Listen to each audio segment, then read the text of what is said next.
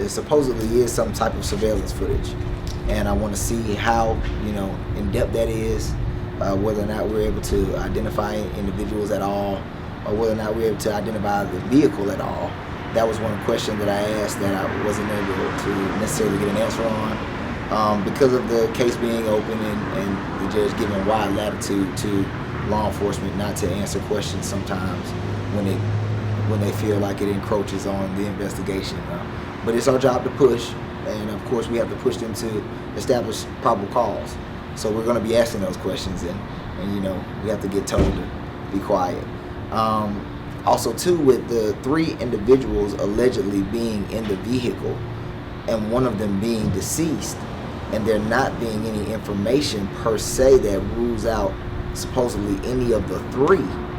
So see, now we're getting a little bit closer into, you know, what the facts may or may not be.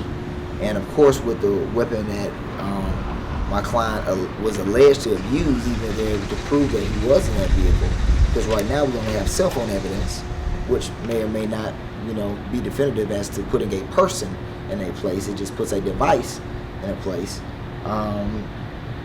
You know, dealing with that, now we've got a question of, all right, how can you, you know, shoot and drive with 2 hands, you know, at the same time? Well, so that tends to, I think, point away from, you know, him being the shooter if he was in that vehicle, if they're able to prove that. And so, you know, there's little things like that that we have to develop as we're going forward in the case, and that's going to be some fertile ground for us as we're going forward.